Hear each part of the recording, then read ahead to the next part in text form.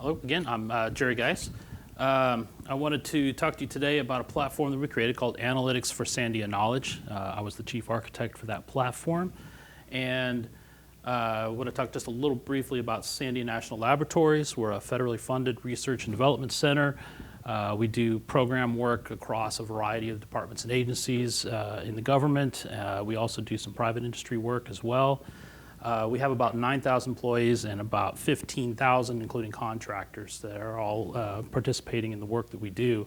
So something else that's interesting, that it's kind of context for this, is that it's a more academic type of organization. So you guys probably all understand silos of excellence. We have a lot of those at our corporation. So we have to deal with that in terms of being able to provision data. So that'll kind of explain a little bit as I'm going forward. So the business problem.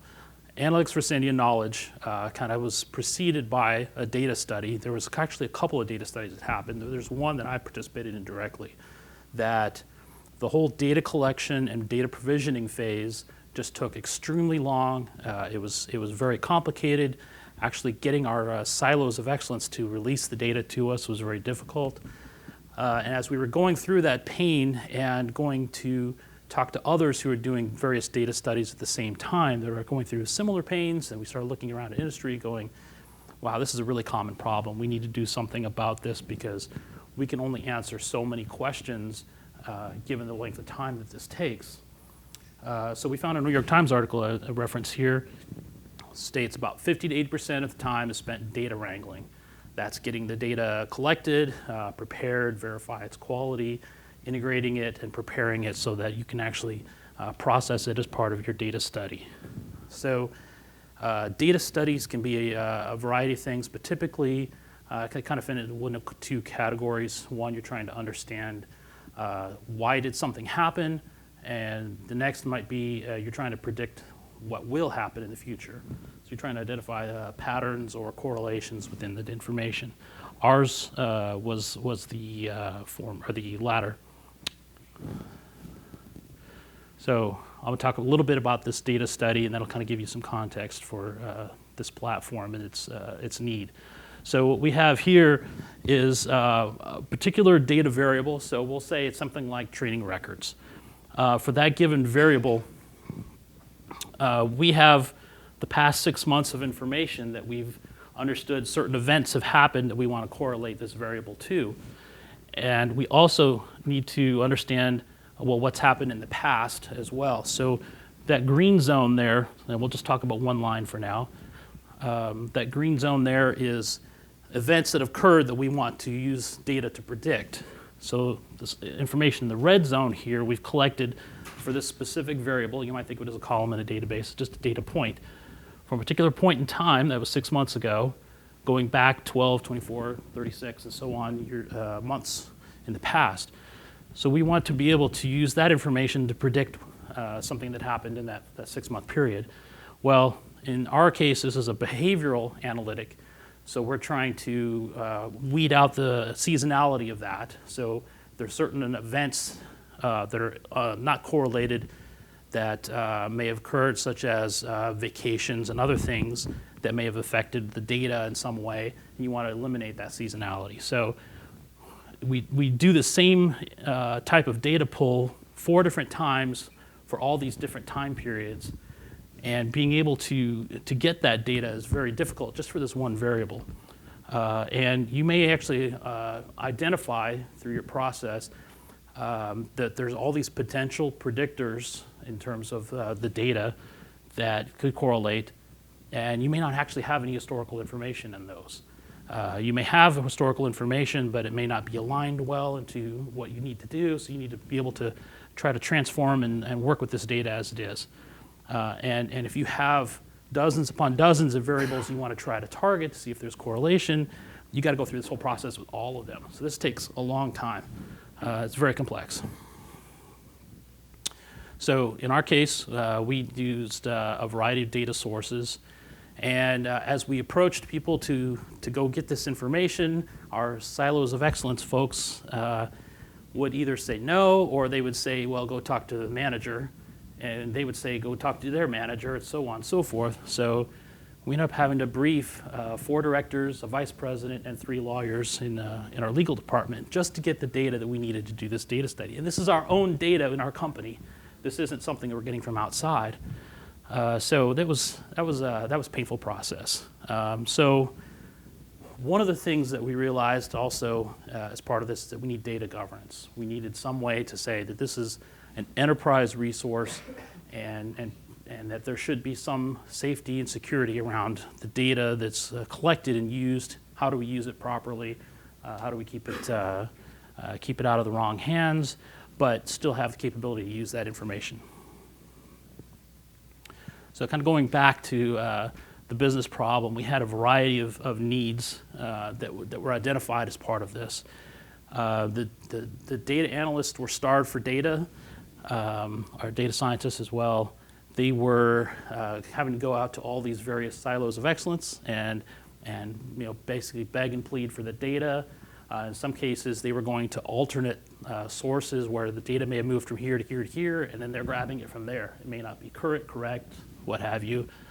And in other cases, in very important data studies, they basically had to go to a VP and kind of get a search warrant saying, I'm serving you, give me your data. A very, very painful process. Integrating that data. So you may have data sets that don't actually fit together well. They may not have common keys, or an understanding of this key could be actually connected to another one. Historical data. A lot of systems are within those silos of excellence are built to support the functions of those business domain areas. They may have some reporting that they built on top of that. They may have integrated a little bit of data from other sources, but they didn't build it to be integrated. So integrating that data becomes very important. Actually provisioning the data to the people that need it, that was clear that needed to be much, much faster. And that was really kind of the value proposition that we had for the system, was that if we could eliminate months of time of doing this data collection, we would be able to do these data studies much quicker and ask more questions and basically be more strategic in our corporation.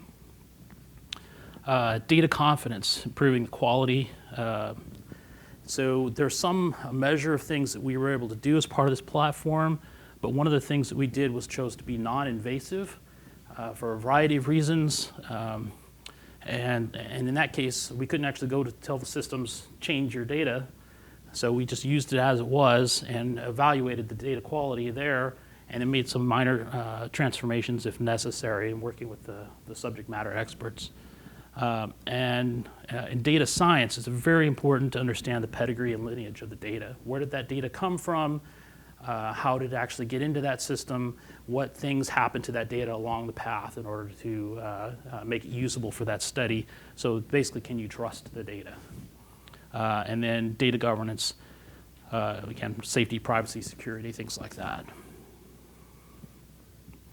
Okay, so as I was completing this, this predictive analytic project, we did a funding request and got approved to build this platform, Analytics for Sandia Knowledge, or ASK, and we started to put together a system plan. So this, this project had basically 3 main goals: accelerating the time to results for building these models, integrating the data sets in such a way that people could actually go in and discover what is in there, how correlations that they may have in the data, and then exposing those results so that others outside of the people participating in the data study and the sponsor of that data study may have, so that it can use it as a corporate resource and be able to use these results outside of that specific project.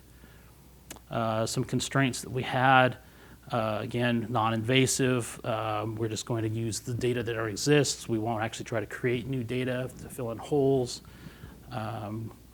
We won't propagate any personally identifiable information, so we would actually strip out columns of data about a person. And then when you expose that PII for some reason to the data scientists, we're going to anonymize that. As you'll see this mentioned later as well. In our case, anonymization basically meant if there was an identifier that could be tracked back to other systems, whether it's our directory, or some other data set somebody had access to, that key would not match in any way that we could actually identify this was Bobby Joe or Mary Sue or whatever. And that's primarily for legal reasons. So that data tended to be, the keys were all transformed as they came into the platform so that everything still would integrate, but would be unidentifiable as to who that person was. And then web-based interfaces. So we have a big mobile push going on. So we were told you got to make it mobile. So we had to think about, well, if we do this in mobile, providing data sets to mobile users doesn't make a whole lot of sense because they can't really process them on a mobile device. So we had to think about that a little bit. Okay, our architecture plan. So once we kind of understood what it is we're going to do and some major parts of that, we actually sat down with our stakeholders, our system team, and I should probably state this has been an ongoing project for about 2.5 to 3 years, so it's taken a while. But we worked out a conceptual data model. That is kind of one of the first things that we did. Roughed out a process for provisioning this data, developing and prioritizing our quality attributes. We wanted to make sure that those were front and center. And I'm not going to talk about many of the tactics that we use, but I'll talk about the quality attributes. Our system constraints, our central IT area had some target architecture principles and desired features, so we wanted to make sure to incorporate those. And we use that to develop our system target architecture. And our quality attributes, privacy, security, usability, accuracy, performance, flexibility, and availability. And now some of these are kind of stronger than others. So I'll pick on usability for a second.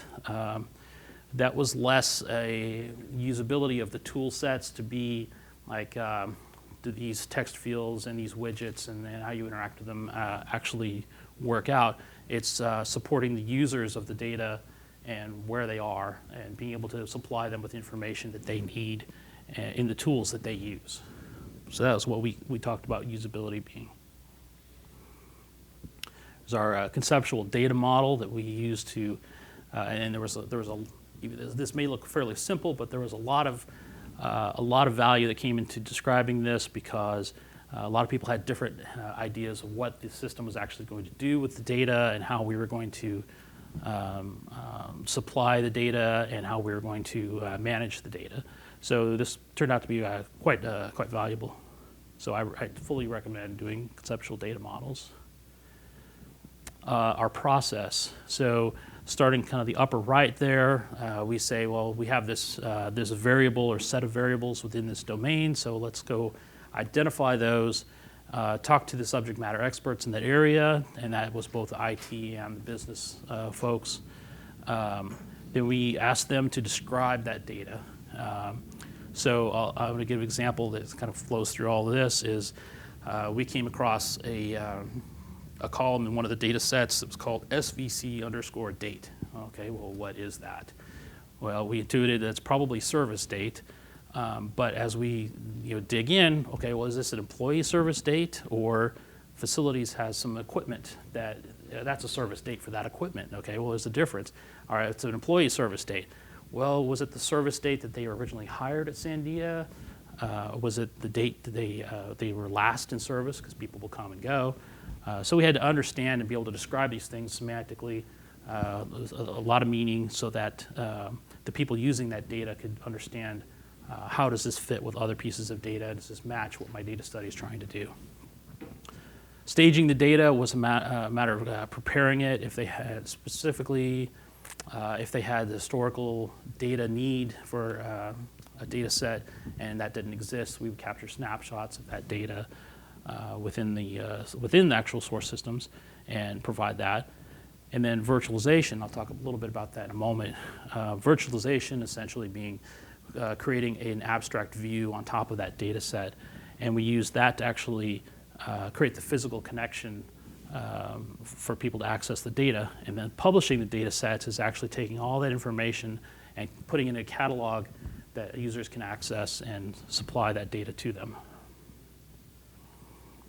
So at a very high level, I'm going to kind of work through the architecture that we had and some of the quality attributes that we applied. I had some very detailed models, and they did pass our review and approval process for being able to protect our property. So there's essentially, these are going to talk about dependencies, and you got roughly dependencies and data flow between these. So the dark gray boxes are things that are kind of out of scope that we connect to, that we don't have any direct control over, and then the white boxes are things that are part of the platform. And data virtualization. So data virtualization, you can kind of think of it similar to ETL tools, but it provides some different capabilities. It's more complementary. So data virtualization is just like creating a view in a database, but it's actually on top of a variety of databases. You can do connectors to all kinds of data sources. It could be a relational database, NoSQL, files, web services, things like that. And then it can turn around and provide the data back out in all those different formats as well. So it can do transformations and adapters for that. So you can do federated queries across these data sources. And as I mentioned earlier, one of the things we wanted to do was not replicate data into a lot of different places, and we needed to have it also as fresh as possible. So this allows us to do live queries on these data sources and across data sources. So that was essentially a hammer looking for a nail for a long time, and we finally found this is the right choice to use. Okay, so in terms of the system being modified based on our quality attributes, for privacy, we chose that as our number one quality attribute. There's both access in terms of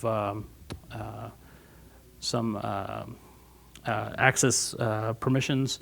So we wanted to protect both the data virtualization and the web services using groups and roles.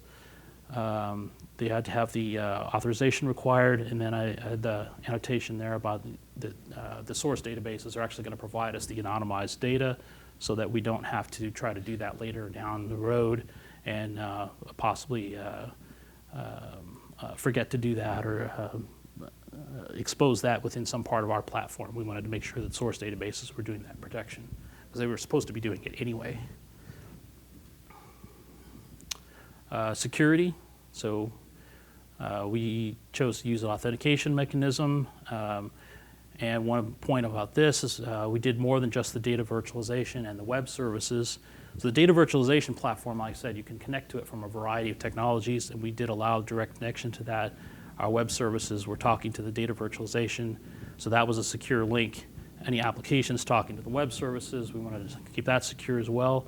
And we didn't want to step further and said the web applications, we're going to try to keep those secure as well in terms of authentication authorization.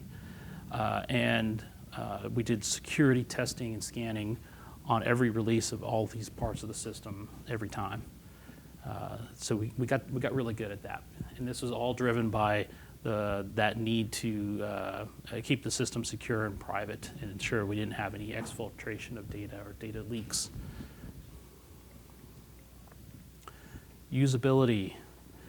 This is, again, where we talked about the data analysts, data scientists, we want to meet them where they were at. So while they could potentially be provided with tools to build these analytics online, we didn't have the funding or the desire to try to change everyone's process because we had data scientists. They have their own tool sets they've been using for years.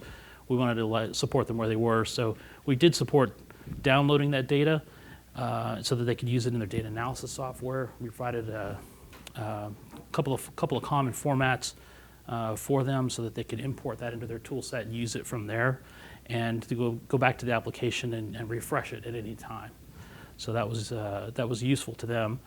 And let's see, responsive design and device detection for those web applications. That was another usability piece. I think at this point, responsive design is very good in terms of being able to support various screen resolutions for devices, but sometimes you still have device-specific quirks, and you need to deal with that. So we determined that was going to be a necessary feature. Accuracy. So this is where we wanted to ensure that the data was well described, well understood, and we had some idea of quality. So we have a data catalog that we introduced. So everything that was provided by the web services, the data virtualization, was cataloged.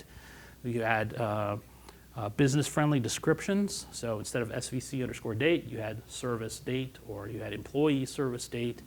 You can go further and say, well, it was the original employee service date or most recent service date. You'll have to kind of balance that in your architecture as you look at that. But everything that we supplied from that data virtualization beyond had those business-friendly names, because we wanted to ensure everyone actually understood what it was. And those restrictions of things where there was a lot of acronymization, I guess you would call it, of data the IT did was just kind of eliminated it out of the picture at that point. So there's a lot of metadata provided by that data catalog. Our data repository provided some of those data snapshots that we could do data historical analysis on. And so what was important there also was part of the data integration. You need to actually ensure that when you do those snapshots and you work with the various systems, that the dates of those things are lining up as closely as possible. Because you get too much variance between those, and it may not make much sense. It's for a very large system of systems, it's very complex to try to get them all synchronized on exactly the same schedule. But this is one way that we use to do that. And again, not within the source systems, but within this platform itself. Performance. We did provide some caching. Our funding didn't allow it to do a highly available system immediately that might support clustering for performance. However, we did design it in such a way that we could support that scalability. And we identified that to our stakeholders as an important part of that. So we probably paid a little more for a few parts than we would have, but it allowed us that scalability to happen. Our performance requirements were primarily just the web user requirements. Don't make them wait more than a second or two. So we didn't have any very millisecond level requirements in that respect. Flexibility. So this was a couple of things here. So we wanted to support those mobile devices. So there's another note there about that. We added a business intelligence and visualization platform. So when we got to talking about it, we didn't originally have that as part of our scope. However, once we understood, well, we're going to be providing this business-friendly data in a variety of formats, we're relying on those data analysts to use their software or potentially other pieces of software to provide the visualizations of that data that could be then exposed to staff, management, vice presidents, and so forth. So we wanted to provide some sort of tools to let people explore that data and do something with it outside of relying on the data scientist, data analyst, but kind of provide them a kind of a safe environment where they could understand exactly what it was they were working with in terms of the data. Let's see. And then flexibility, as I mentioned earlier, data virtualization, the variety of formats that we could use. We wanted to ensure that we could support those various data sources. Okay. Availability. Again, it's being able to support high availability through some clustering and failover. Oh, and monitoring as well. We added that in, and there's also some auditing that goes on as part of this process. So some of the takeaways: data governance is critical. This is probably our number one thing that we had to deal with, and it's not specifically an architecture thing, but for architecture to be successful, we required this. So you need to get your SMEs to identify and describe those data sets very well. Don't just rely on the IT folks. They may work with that data all the time, but even then there's some nuances and some other things that you're going to make sure that business folks are going to do. Building that data catalog with the business-friendly definitions, and also to track that lineage, it's very important. Ahead of time, map out your access roles and rules. So you want to be able to have the most number of people to use this information, the data that you've provided and integrated. But on the other hand, you don't want to let loose some of the personally identifiable information and on some other pieces of information. So you kind of have to map that out. You got people who will like get down to the nth degree of detail about the rules around access, and you have to resist that, but you can't be too broad as well. And again, give users that access. For the data foundation, you got to identify those data sets that need history. Use the data virtualization to complement your ETL. Don't assume that it's going to replace that. Again, the business-friendly data set for the end users and standalone data products. So you can do data virtualization at a level where you've integrated everything to the nth degree for this data study, but then you may not be able to reuse that for the next data study. You want to work on those foundational data sets and then add those extra layers as requested. And finally, the data visualization. And I'll kind of basically say the number one takeaway on this one is that don't assume that just because you have a consultant or you have an idea of what the data actually says, that the user is actually going to understand that. So we did user experience reviews on our visualizations, not just our applications, because understanding that data is a very non-intuitive thing at times. So we discovered a lot of issues with the visualizations that we initially provided as samples, and we learned quite a bit through that process of working with the users and the user experience teams. So we highly recommend that as well. And again, user experience, user experience, user experience. And that's all. Questions? The question is, do you start off with a list of use cases that your user base wanted to answer, like what was the highest performing employee, what classes is one of my highest performing employees? For our data studies, yes. So the question is do we start out with use cases for some of these data studies? So in this case, this platform was using those use cases that other data studies had done, but specifically the data studies do that work to understand what are the needs for the data, and then they will come to us in the platform. If we don't have that data, we can work on supplying that data and bringing that in. So we're kind of grabbing little bits here and there. But yeah, it's their needs in terms of the use case. I have a follow-up. Did those use cases drastically change once they had the data, and did that make you have to go back and refactor things? So yeah, in the data analytic products that we were building initially before we had the platform, yeah, we had to dramatically change those things as we collected some data. We put it together a certain way, and then partly because of the time, we wanted to start trying to get some results, and so we were kind of working through that. But then as more data started to come in, we started to go, oh, well, it doesn't fit that way anymore. We have to redo that. So we did have to do quite a bit of refactoring in terms of the data. And that's why I pointed out you want to work with those base entities first before you go to those more integrated views of the data. Final question here.